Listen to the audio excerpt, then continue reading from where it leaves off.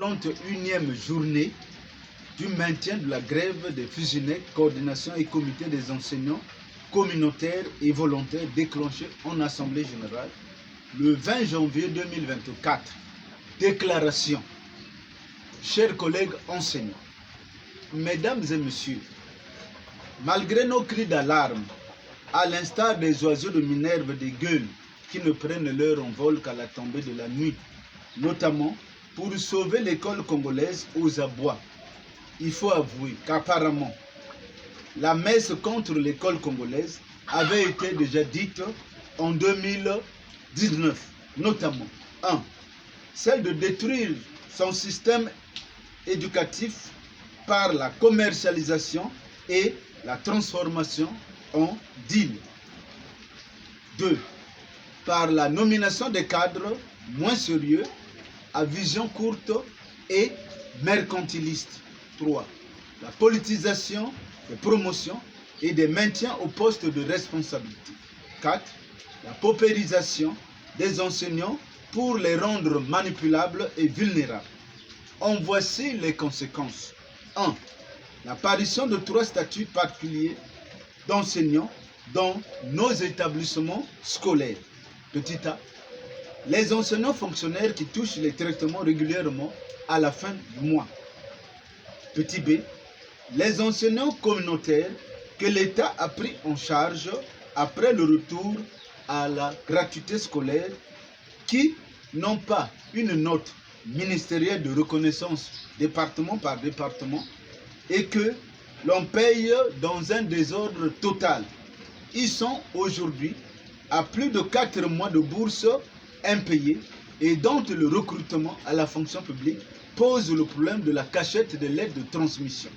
Petit c, les enseignants volontaires issus des protocoles d'accord de 2018 et 2023 qui devraient servir de complément d'effectifs en personnel enseignant actif, mais mal gérés et payés irrégulièrement.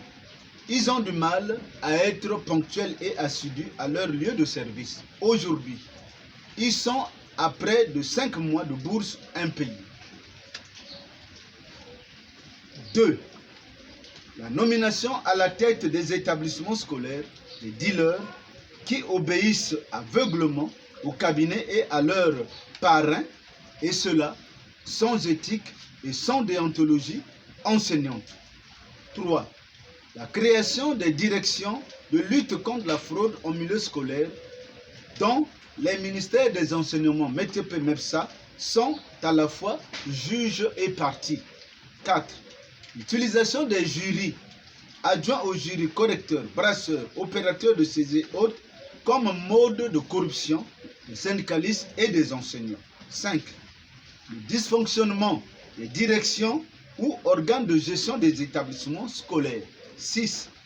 Le détournement des crédits alloués au fonctionnement des établissements scolaires et des charges non ventilées. 7.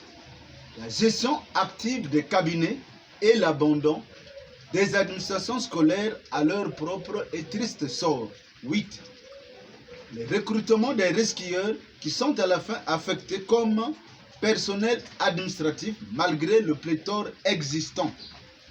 De nos jours, l'école congolaise se trouve devant la situation telle que les fonctionnaires sont en majorité des secrétaires intégrés dans la fonction publique dans la période allant de 2019 à 2022, alors que les enseignants actifs sont des boursiers qualifiés d'enseignants communautaires et volontaires.